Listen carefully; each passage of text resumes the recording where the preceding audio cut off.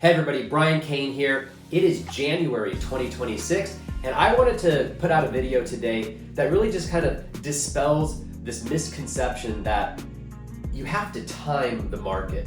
You see, it's never about timing the market, it's always about the amount of time in the market that makes a difference. So I want to run just a very basic scenario to show everybody the type of returns that you can get over a 10-year period investing in simple single-family homes. All right, let's get started. Let's say you make a purchase in January of 2026 of a home that's $800,000. By the way, I've already identified 36 homes that are on the market now, under $800,000, single family with at least 3 bedrooms. So this product still exists right here in San Diego as of January of 2026. Okay, so in this scenario, we're gonna put 25% down as an investment property. So if we put 25% down, that equals $200,000 of cash investment. This means you're gonna be left with the remaining loan balance of $600,000. Given today's interest rates, being conservative, one would pick up somewhere close to 6 to 6 1/8% interest on a non-owner occupied 30-year fully amortized loan. So on an $800,000 purchase, 25% down, let's just set the rate at 6.125%. Again, being conservative. These rates may be possible to beat. For this model, that's what we're going to use. Okay, this means that your monthly principal, interest, tax, and insurance payment is going to come to approximately $4,500 per month. Okay, here's the question, and here's the test. Can you get it right?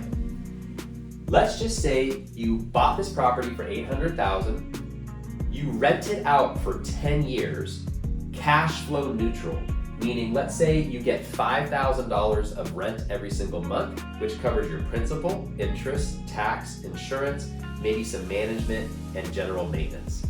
So for 10 years, you never raise the rent and you are cash flow neutral.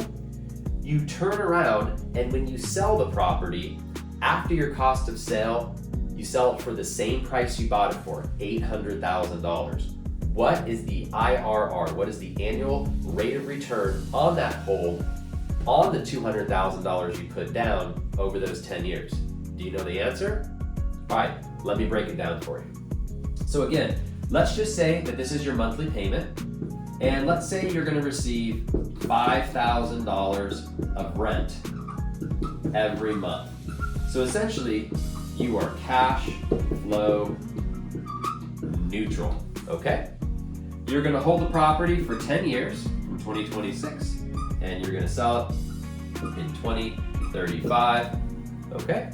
And let's say when you sell it, you sell the property for $840,000, which would represent less than 1/4 to 0.5% gain in the market over that 10-year hold, essentially saying that the market doesn't go up, doesn't go down, it stays relatively flat over the next 10 years.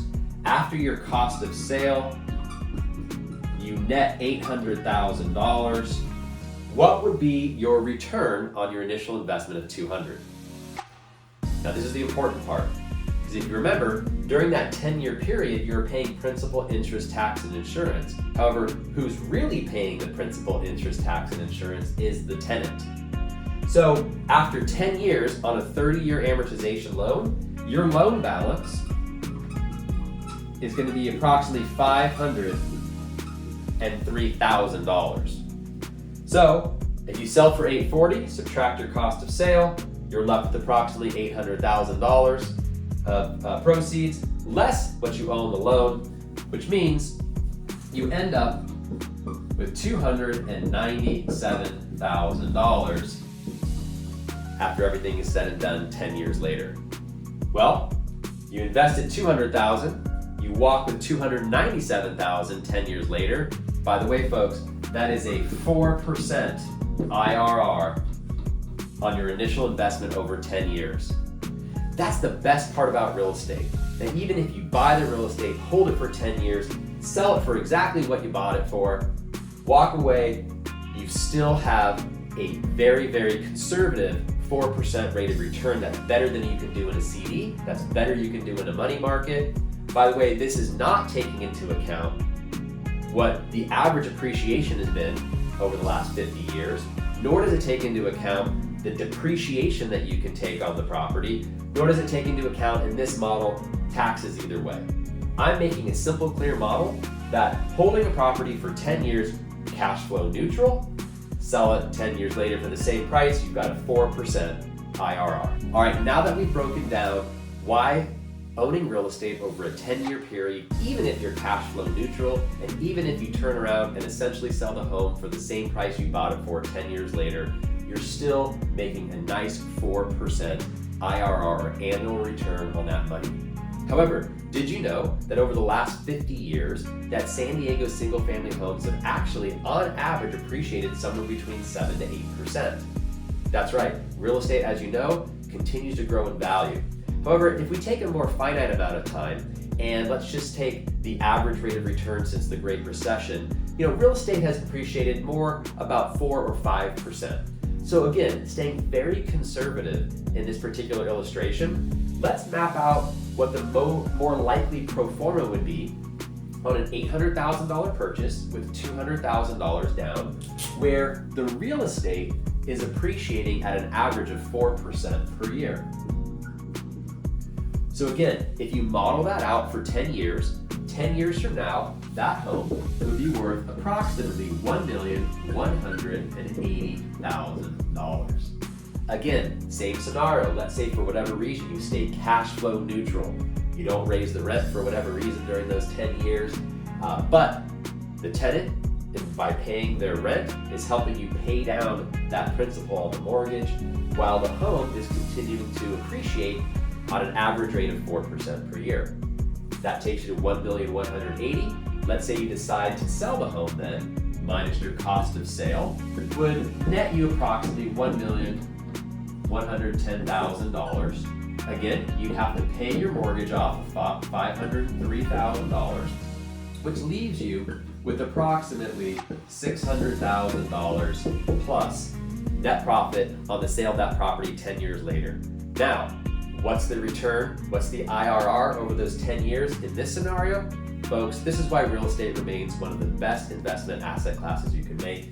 This is an approximate 12% IRR over that 10-year hold.